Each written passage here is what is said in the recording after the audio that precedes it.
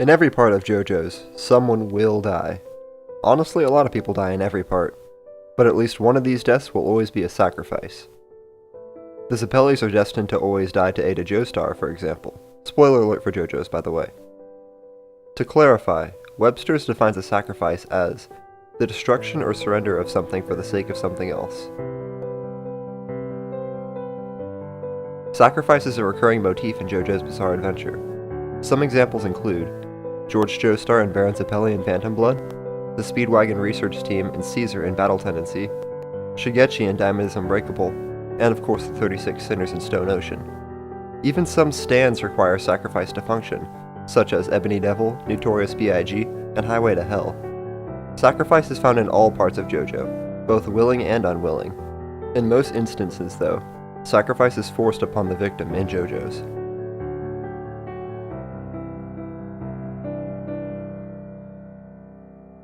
It could easily be said that sacrifice is simply part of the Joestar prophecy, and Destiny will always require a sacrifice when a Joestar is involved, because of this prophecy.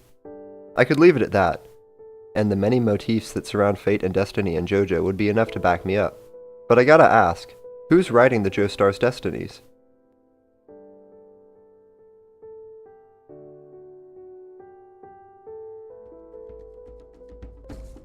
Aztec culture is referenced numerous times in the premiere parts of JoJo. The stone masks were made either by Cars or as cultists, and the Pillar Men originated from South America.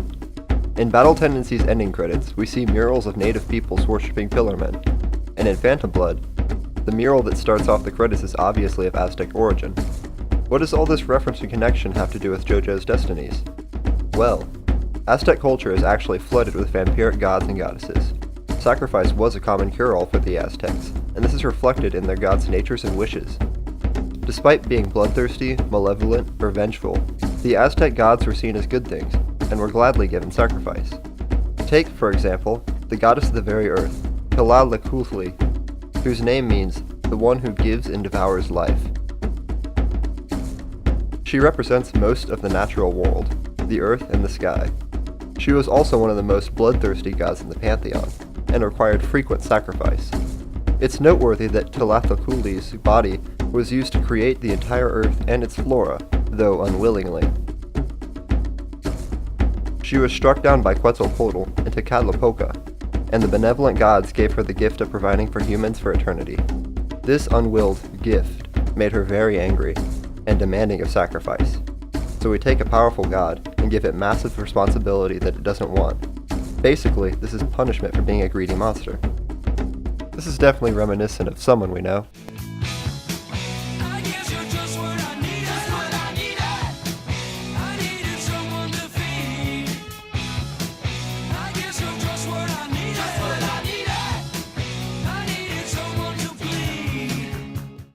Cars is essentially the reverse of Tlalnepantla. Not only are the genders reversed, but he's a very powerful monster who devours and dominates life, much like Tlalnepantla before she was felled. However, Cars willingly took the gift of becoming all life, whereas Tlalnepantla was given it by force. Though Cars' abilities are shown on a much smaller scale than him becoming the Earth, instead, Cars becomes everything on Earth. Subtle, but the effect is tremendously different.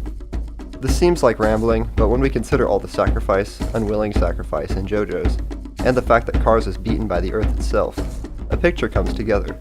The events of JoJo's Bizarre Adventure, at least until Part 6's ending, are being influenced by a primordial Aztec monster. That sounds like, and is, a stretch, until one realizes that if fate, heaven, and godlike powers are already present in JoJo's, a higher being such as an Aztec goddess's existence isn't so unthinkable. It's either that, or we can always blame the world over heaven.